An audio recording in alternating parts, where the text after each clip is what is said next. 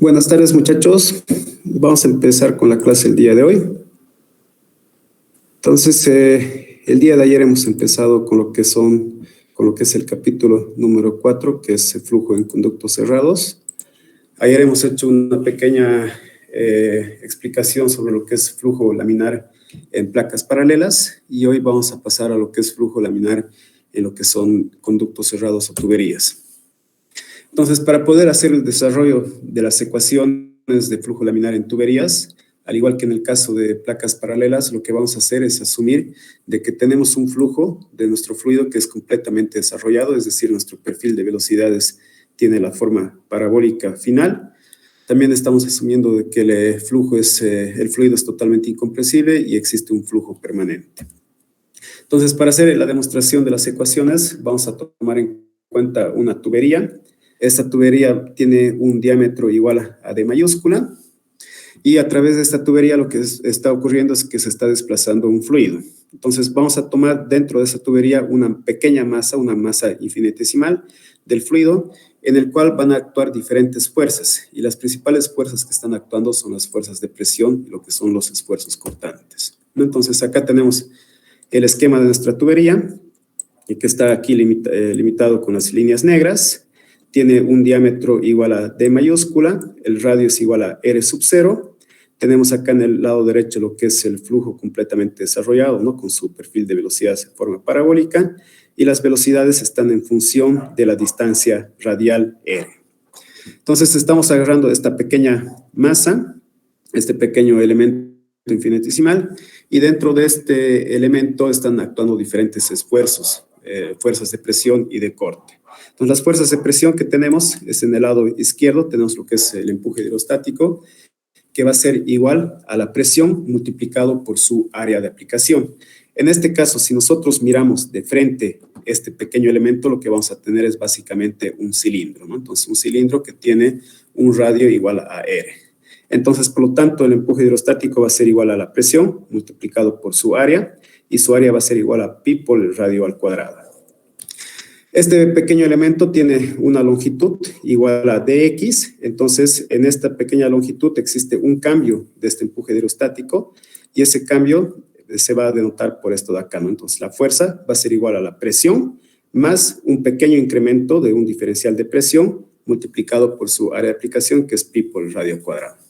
Ahora este fluido se está moviendo de izquierda a derecha en esa dirección. Entonces, por lo tanto, lo que va a pasar es de que vamos a tener esfuerzos cortantes que van a ser opuestos a la dirección del flujo. Entonces, ese esfuerzo cortante se lo está denotando acá, que va a ser el esfuerzo tau, multiplicado por 2pi por radio por dx. Entonces, es el esfuerzo multiplicado por el área.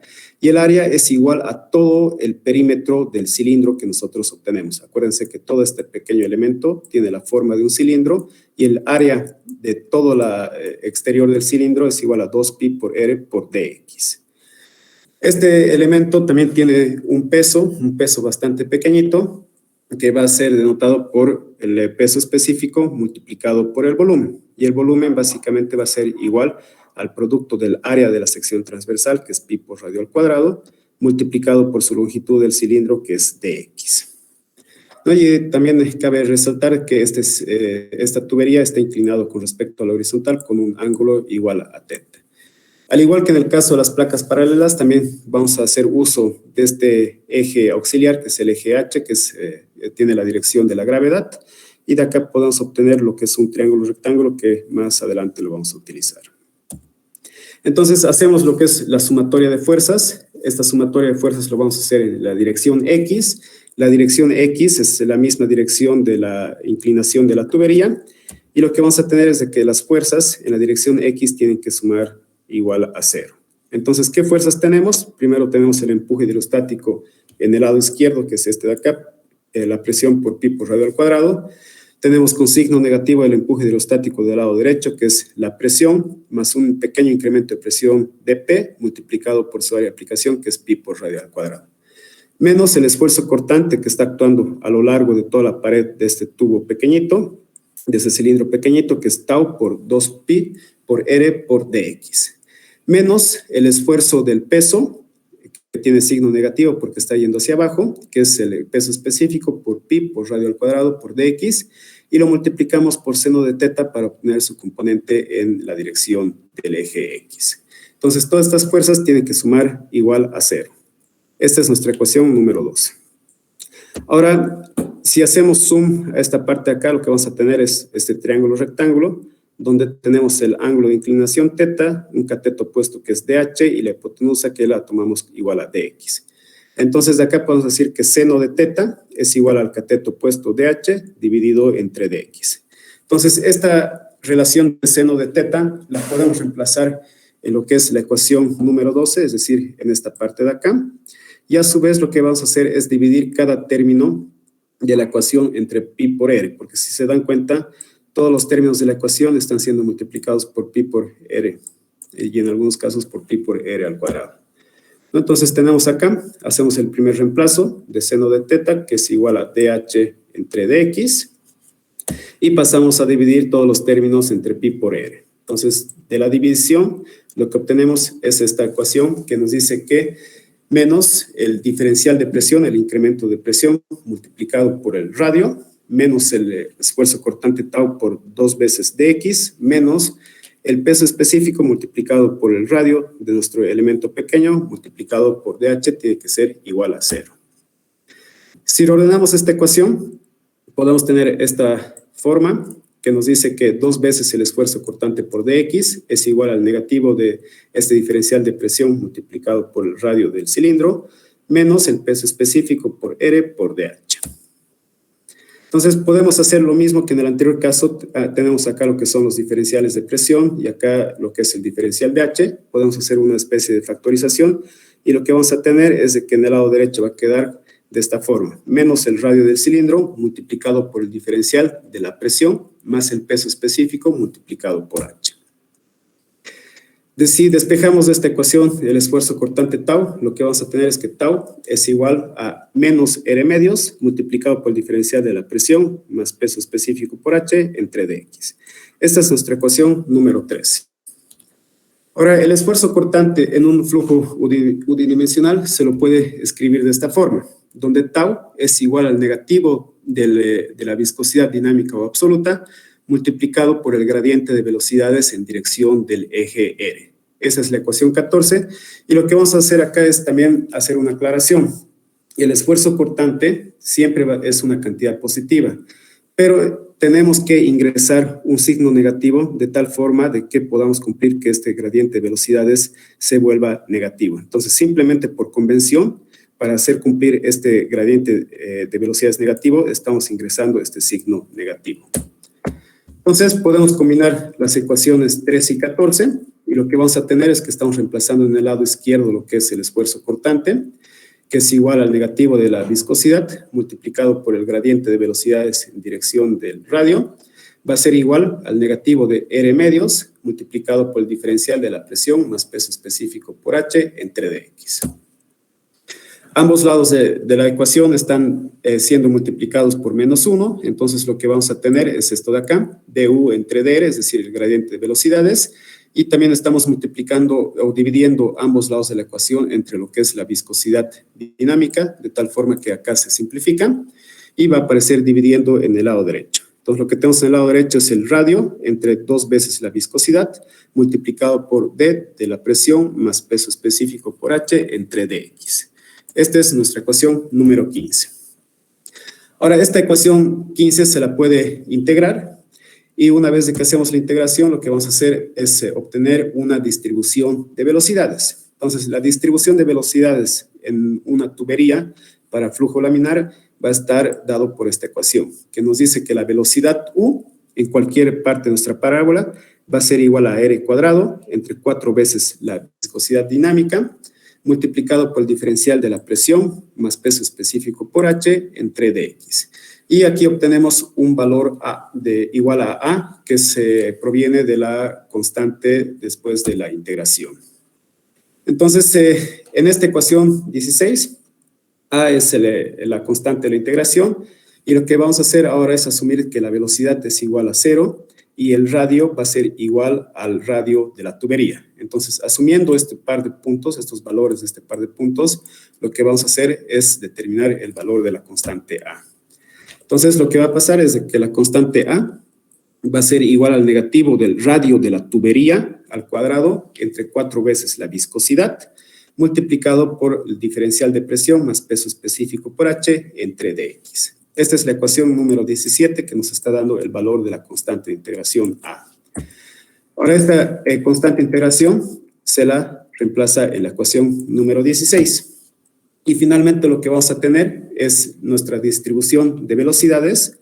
U va a ser igual a 1 entre 4 veces la viscosidad, multiplicado por el diferencial de la presión más peso específico por H, entre dx, multiplicado por el punto donde nosotros queremos hallar la velocidad, una distancia radial r al cuadrado, menos el radio de la tubería al cuadrado. Entonces, esta es la ecuación final para lo que es la distribución de velocidades en una tubería con flujo laminar. Ahora, para obtener lo que es la velocidad máxima, esta velocidad máxima va a ocurrir justamente cuando la distancia radial r va a ser igual a 0. Si nos volvemos a nuestra gráfica, lo que tenemos es de que el radio va a ser igual a 0 en este punto. Entonces, justamente cuando la distancia radial es igual a 0, tenemos justamente este piquito de nuestra parábola y ahí es donde tenemos nuestra velocidad máxima. Entonces, esta es la ecuación de la velocidad máxima, que es igual al negativo del radio de la tubería al cuadrado, entre 4 veces la viscosidad por el diferencial de presión más peso específico por H entre dx. Ahora, la velocidad promedio B y el caudal que está circulando Q por nuestra tubería circular con un flujo desarrollado se la puede determinar de esta forma. Tenemos de que la velocidad es igual al caudal entre área. Esto viene de la ecuación de lo que es conservación de masa, y eso va a ser igual a la integral entre dos límites, un límite 0 y una distancia radial r sub 0, que es el radio de la tubería, de nuestro perfil de velocidades U sub r, multiplicado por 2 veces pi por radio por dr entre lo que es el área de la tubería, que es pi por radio. En otras palabras, la velocidad promedio es igual al negativo del radio de la tubería al cuadrado entre 8 veces la viscosidad multiplicado por el diferencial de la presión más peso específico por H entre dx. Entonces, la ecuación 20 nos está dando el valor de la velocidad promedio de nuestro flujo en una tubería. Y por lo tanto, si esta velocidad es multiplicado por el área, es decir, todo esto de acá es multiplicado por el área, lo que podemos obtener es el caudal. Entonces, por lo tanto, el caudal es igual al negativo de pi por radio de la tubería a la cuarta entre 8 veces la viscosidad multiplicado por el diferencial de la presión más peso específico por H entre dx. Entonces, la ecuación 21 nos está dando el valor de lo que es el caudal que está circulando por una tubería. Ahora, puede haber ejercicios en el cual nuestro tubo está situado de manera horizontal. Entonces, para una tubería que está situado en una posición horizontal, el caudal, también la velocidad promedio y la caída de presión delta P se la puede expresar en función de la velocidad B y una distancia L. Entonces, por lo tanto, la caída de presión, es decir, la diferencia de presiones entre dos puntos en una tubería, es igual a 8 veces la viscosidad multiplicado por la velocidad promedio multiplicado por la longitud que separa los dos puntos donde queremos calcular esta diferencia de presión entre el radio de la tubería al cuadrado. En este caso, para esta ecuación 22, lo que estamos asumiendo es que delta P entre L es semejante al negativo de lo que es el cambio de presión, es decir, un diferencial de presión entre una distancia dx. Y la velocidad promedio se la puede obtener con la ecuación 23, que nos dice que es igual al radio al cuadrado por delta P entre 8 veces la viscosidad multiplicado por L. Finalmente, para una tubería horizontal, el caudal va a ser igual a pi por radio a la cuarta por delta P entre 8 veces la viscosidad multiplicado por una longitud L. Estas son, en resumen, creo que, bueno, hay un par de ecuaciones más. Esto es aún la continuación para una tubería horizontal, y para una tubería horizontal la velocidad máxima Umax se la puede relacionar con la velocidad promedio, y en este caso la velocidad promedio es igual a 1/2 de la velocidad máxima. Y la caída de presión también se la puede escribir en función de lo que son los esfuerzos cortantes. Entonces, por lo tanto, delta P se la puede escribir en función de 2 veces el esfuerzo cortante multiplicado por la longitud que separa los puntos donde medimos esa diferencia de presión, dividido entre el radio de la tubería. Esa es la ecuación 26. Y con eso tenemos el resumen general de las ecuaciones para hacer cálculo de flujo laminar en tuberías. Vamos a pasar a hacer un par de ejercicios. El primer ejemplo nos dice que tenemos glicerina. Esta glicerina tiene una viscosidad absoluta que es igual a 0.93 newtons por segundo entre metro cuadrado. La glicerina tiene una densidad que es igual a 1.277 kilogramos sobre metro cúbico. Entonces, esta glicerina es bombeada a través de una tubería horizontal que tiene un diámetro igual a 0.012 metros. Y la longitud total de esta tubería es igual a 5.8 metros. Nos están preguntando qué tipo de régimen tiene la tubería, es decir, ¿es un régimen laminar o un flujo turbulento? El inciso B nos piden que calculemos la pérdida de presión que ocurre a lo largo de esta tubería, es decir, a lo largo de estos 5.8 metros. Y finalmente, el inciso C nos está pidiendo que estimemos el caudal máximo expresado en litros sobre segundo para mantener un flujo laminar. Me he olvidado decir que el caudal de bombeo, es decir, el caudal de glicerina que está circulando, es igual a 1.6 litros sobre minuto. Entonces, empezamos con el primer inciso, que nos pide que determinemos qué tipo de régimen tenemos. Entonces, para hacer la determinación del tipo de régimen, hacemos uso de la ecuación de Reynolds, que nos dice que para una tubería, el número de Reynolds es igual al producto de la velocidad promedio multiplicado por el diámetro de la tubería, dividido entre lo que es la viscosidad cinemática. Y esta viscosidad cinemática se la puede expresar como la relación de densidad dividido entre lo que es la viscosidad absoluta. Voy a borrar esto de acá. Entonces, lo que tenemos es de que el número de Reynolds es igual a la velocidad promedio multiplicado por el diámetro de la tubería multiplicado por la densidad del fluido dividido entre la viscosidad dinámica o absoluta. Sé que el caudal es igual a 1.6 litros sobre minuto.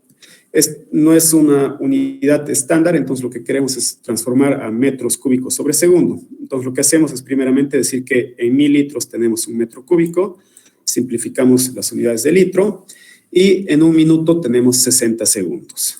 Entonces simplificamos los minutos y de ahí obtenemos que el caudal es igual a 2.66 por 10 a la menos 5 metros cúbicos sobre segundo. Sé que el caudal es igual al producto de área por velocidad, velocidad promedio, por lo tanto la velocidad promedio es igual a la división del caudal entre el área de mi sección transversal de la tubería. El caudal lo hemos calculado acá y es 2.66 por 10 a la menos 5. Y el área de esta tubería es pi por radio al cuadrado. El diámetro es 0.012 metros, entonces por lo tanto el radio es igual a 0.006 metros. Eso lo elevamos al cuadrado y de ahí obtenemos de que la velocidad promedio es igual a 0.235 metros sobre segundo. Entonces, una vez que hemos calculado la velocidad, hacemos uso de la ecuación de Reynolds, donde tenemos primeramente la velocidad promedio, que es 0.235 metros sobre segundo, multiplicamos por el diámetro de la tubería, que es 0.012 metros, que es un dato, y también multiplicamos por la densidad, y la densidad nos dice que es igual a 1.277 kilogramos sobre metro cúbico. Eso hay que dividirlo entre la viscosidad dinámica, y la viscosidad dinámica también es un dato, es 0.93 newtons por segundo entre metro cuadrado. Lo anotamos y de ahí obtenemos que el número de Reynolds es igual a 3.88. Y 3.88 es muchísimo menor a 2000. Entonces, por lo tanto, podemos decir con certeza que nuestro flujo es completamente laminar. El inciso B nos pide que calculemos la pérdida o la caída de presión.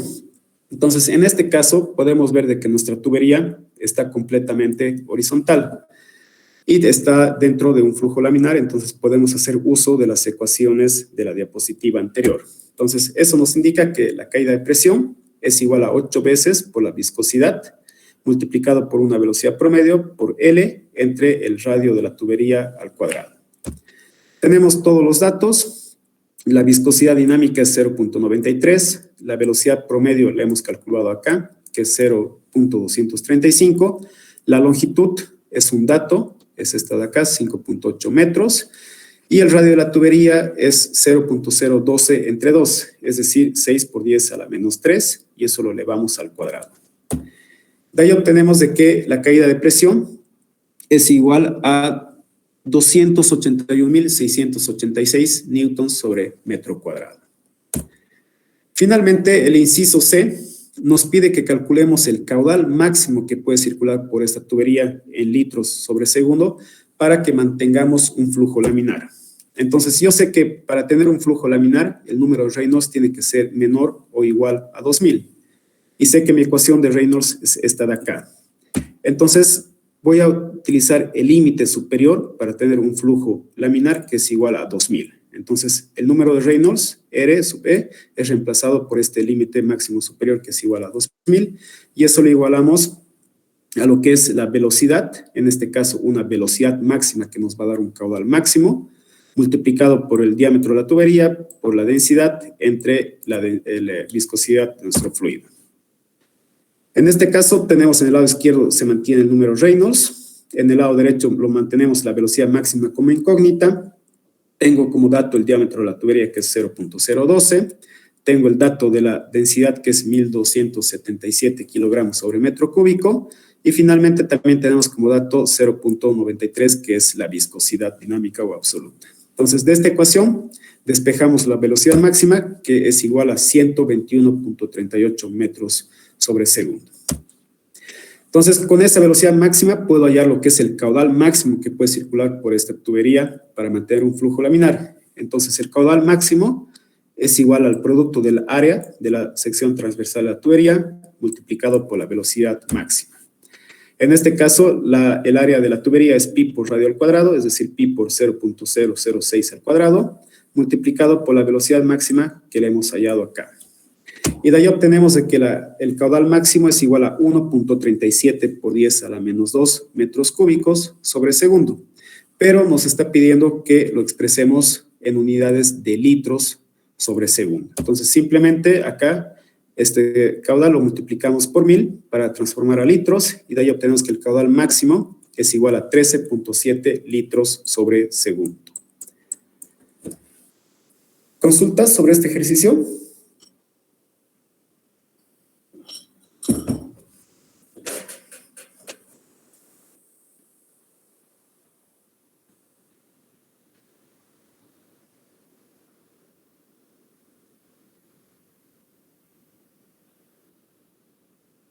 Hola. Está claro, ingeniero. Ok, gracias.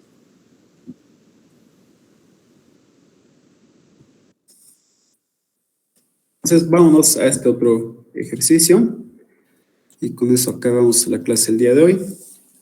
En este caso, nos pide que determinemos primeramente la dirección de flujo a través de esta tubería inclinada. Nos pide el inciso B que calculemos el caudal en litros sobre segundo, y el inciso C nos pide que determinemos el tipo de régimen que existe en esta tubería. Entonces, lo que tenemos es esta tubería inclinada que tiene una longitud inclinada igual a 8.7 metros. Tenemos el diámetro de esta tubería, que es un diámetro muy pequeñito, igual a 11 milímetros. Hay unas presiones P sub 0,1 en este punto y una presión P sub 0,2 en este punto.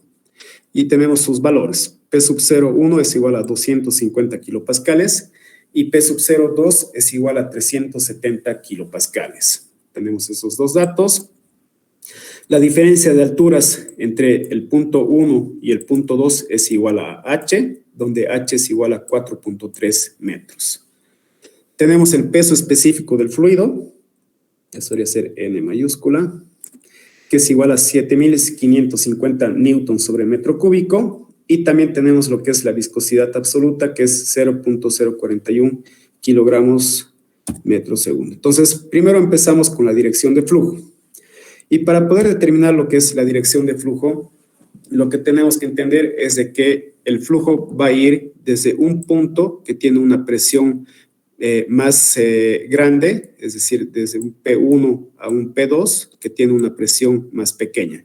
Entonces, siempre la dirección de flujo es desde una presión más grande hacia una presión más pequeña. Entonces, en este caso, lo que vamos a hacer es determinar cuáles son las presiones en el punto 1 y en el punto 2 para ver cuál es la dirección de flujo. Entonces, para poder determinar la presión en el punto 1, lo que tenemos es esto de acá, que P1 es igual a la presión inicial más el peso específico multiplicado por H sub 1. Acuérdense el capítulo número 2, donde teníamos que la ecuación general de la presión es igual a P, es igual a P sub 0 más el peso específico multiplicado por H. Eso viene de lo que es el capítulo número 2, que es hidrostática, ¿no? Entonces, estamos aplicando lo mismo. Tenemos acá para el punto 1, su presión va a ser igual a P sub 0, una presión inicial, en el punto 1, más el producto del peso específico del fluido multiplicado por su profundidad o altura H sub 1. Entonces, P sub 0,1 es igual a 250 kilopascales. Está expresado en kilopascales, eso lo transformamos a pascales, por eso multiplicamos por 1000. Y de ahí tenemos un valor igual a 250,000 pascales. Más el peso específico del fluido, que es igual. Acá hay un pequeño error, aquí hay una incongruencia, esto debería ser este valor de acá, ¿no? 7,550. Multiplicado por su altura, en este caso estamos poniendo nuestro origen de coordenadas en el punto 0, estamos poniendo acá nuestro origen, entonces la diferencia de alturas entre este punto y este punto es igual a 4.3. De ahí obtenemos que el valor es igual a 282,465 pascales. Mismo análisis para el punto 2. La presión del punto 2 es igual a una presión inicial, en este caso P sub 0,2, más el peso específico multiplicado por H2. Entonces, la presión inicial en el punto 2 es igual a 370,000 pascales. Estamos multiplicando por 1000, este valor de acá, para transformar a pascales.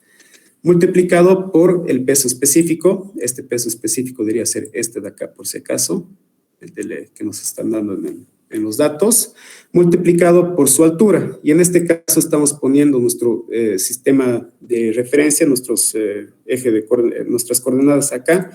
Entonces, por lo tanto, su H va a ser igual a 0.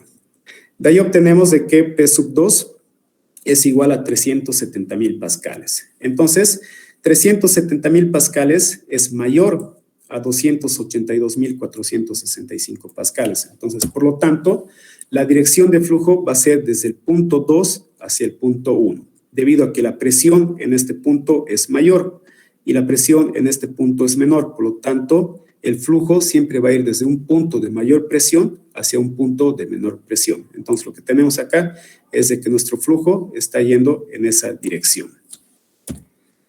El inciso B nos pide que calculemos el caudal. El caudal para un flujo laminar en tuberías es igual a el negativo de pi por el radio a la cuarta de la tubería entre 8 veces la viscosidad dinámica absoluta multiplicado por el diferencial de presión más peso específico por H entre dx. Entonces, vamos reemplazando los valores. Tenemos acá lo que es pi. Acá hacemos la transformación del radio. El radio es igual a el diámetro es igual a 11 milímetros, por lo tanto el radio es igual a 5 milímetros, 5.5 milímetros. Esos 5.5 milímetros lo transformamos a metros, entonces por eso dividimos entre 1000 y lo elevamos a lo que es la cuarta. Entre 8 veces la viscosidad es un dato que es 0.041, lo reemplazamos y en el lado derecho de esta ecuación tenemos lo que es el diferencial de la presión más peso específico por H. Entonces, lo que tenemos acá es básicamente un diferencial y este diferencial se lo va a asemejar a un delta. Es decir, un delta es la relación de una presión final menos una presión inicial. Entonces, lo que tenemos acá, la presión final es igual a este punto. P sub 0,1, que es igual a 282,465, menos una presión inicial, que es la presión en el punto 2, que es 370,000 pascales, dividido entre dx, y dx es básicamente la distancia que separa el punto 2 con el punto 1, que es igual a L. Y L es igual a 8.7 metros. Entonces, de ahí obtenemos de que el caudal es igual a 8.818 por 10 a la menos 5 metros cúbicos sobre segundo. El inciso B nos está pidiendo que el caudal sea expresado en litros sobre segundo. Entonces, simplemente acá multiplicamos por 1000 y de ahí obtenemos que el caudal que está circulando es igual a 0.0882 litros sobre segundo.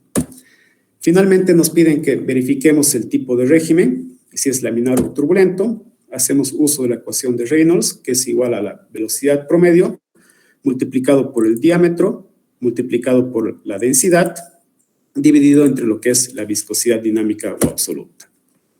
Sé que el caudal es igual a área por velocidad, entonces, por lo tanto, la velocidad promedio es igual al caudal entre el área. El caudal lo hemos calculado acá, que es igual a 8.818 por 10 a la menos 5 metros cúbicos sobre segundo, y eso dividimos entre el área de nuestra tubería, de la sección transversal de la tubería, que es pi por radio al cuadrado. El diámetro es 11 milímetros, por lo tanto, su radio es 5.5 milímetros entre 1000 para transformar a metros, y eso al cuadrado. Y de ahí obtenemos que la velocidad promedio es igual a 0.92 metros sobre segundo. Entonces, este valor de velocidad lo reemplazamos acá en la ecuación de Reynolds. Tenemos la velocidad promedio que es 0.092, multiplicado por lo que es el diámetro de la tubería, que es 11 milímetros. Esos 11 milímetros dividimos entre 1000 para transformar a metros. Y eso multiplicamos por la densidad. Y la densidad es igual a la división del peso específico, que es este valor, 7.550, dividido entre la gravedad, que es 9.81. Eso lo dividimos entre lo que es la viscosidad dinámica absoluta, que es 0.041, y de ahí obtenemos de que el número Reynolds es igual a 191.6, y 191.6 es menor a 2000. Entonces, por lo tanto, tenemos un flujo laminar. No sé si tienen preguntas. ¿Quedó un poco claro esta parte de acá? ¿O no lo he explicado? Creo que no lo he explicado muy bien. No sé si tienen dudas o preguntas. Pero eso, Inge, por favor, ¿por qué lo hizo como un delta? Perfecto. Entonces, lo que tenemos acá es un diferencial de la presión más el peso específico por H. Y este diferencial lo que nos está diciendo es de que existe un cambio de la presión, porque todo lo que está dentro del paréntesis es básicamente la ecuación de lo que es la presión. Entonces, existe un cambio en la presión que va a ocurrir en una distancia de X. Entonces, cuando hablamos de cambios, lo que estamos diciendo es de que tenemos una presión inicial y una presión final. Y si nosotros hacemos también uso de lo que es un delta básicamente, por ejemplo, un delta P, lo que nos está indicando es la diferencia entre una presión final y una presión inicial, es decir, la diferencia, la resta. Una resta de PF menos una presión inicial. Entonces, estamos haciendo esta semejanza. Acá este diferencial nos está indicando que existe un cambio en la presión, y ese cambio de la presión también se la puede escribir con un delta P, donde delta P es igual a la presión final menos presión inicial. Y hemos dicho de que nuestro flujo está yendo de derecha a izquierda. Entonces, por lo tanto, esta es nuestra condición, nuestra presión inicial, y acá tenemos lo que es nuestra presión final. Entonces, lo que tenemos acá es justamente esa diferencia. Una presión que es 282.465, que es la presión final en este punto, presión final, menos una presión inicial, que es 370.000, y esa presión inicial está en este lado, que es justamente 370.000. Ahora, esto está dividido entre una longitud dx, donde ocurre ese cambio de presiones, y justamente dx se la puede asociar a esta distancia que está separando el punto 2 con el punto 1, que es L, que tenemos el dato que es igual a 8.7. Entonces, simplemente estamos asociando todo esto de acá con un delta P entre L. Nada más. Está bien, gracias. Ok.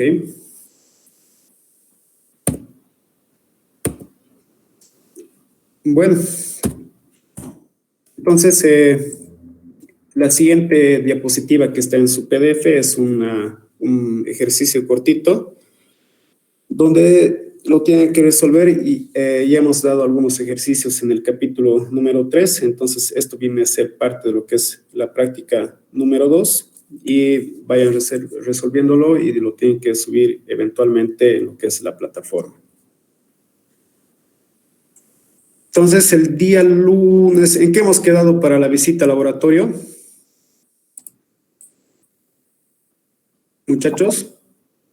Ver si era el lunes o el miércoles. ¿Qué les parece que hagamos el lunes, la visita? Está bien. Ya. No sé si pueden venir a las 2 de la tarde. En hora de clases que tenemos el lunes, pero... Podemos venir a las 3:30. Lo que pasa es de que no estoy seguro si van a estar los auxiliares, que son los que van a estar conectando las bombas. Pero bueno, haremos el intento. Ya, voy a pedirles que se queden a los auxiliares de tal forma que esté corriendo el agua y vean lo que estamos haciendo. Entonces, el lunes a las 3:30 nos vemos en el laboratorio. ¿Les parece? Sí. Perfecto. Disculpe, ¿el laboratorio es ahí en la universidad o es abajo?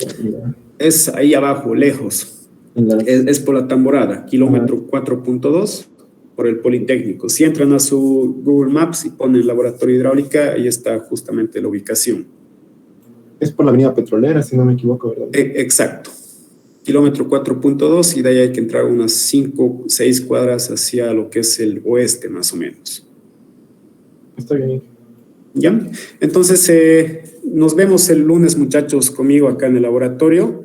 Y el martes continuamos con la parte de lo que son distribución de velocidades en lo que es flujo turbulento. Ya hemos acabado la parte de flujo laminar en tuberías y ahora pasamos a flujo turbulento y con eso acabaríamos lo que son flujos y de ahí pasamos a lo que son determinación de pérdidas menores y de fricción. Entonces, si hay alguien, buena gente en el grupo de WhatsApp, sería bueno que el lunes, digamos, en la mañana, ponga ahí un recordatorio, algo así como Inge, hoy, ¿verdad?, en el laboratorio a las 3:30, si todos nos acordamos. Cualquiera que sea, porfa.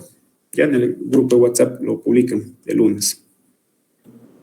Está bien, Inge. Listo. Ya, muchachos, nos vemos entonces el lunes. Que tengan una bonita semana. Hasta luego. Hasta luego, ingeniero. Luego dije, Chao, chao. Hasta luego.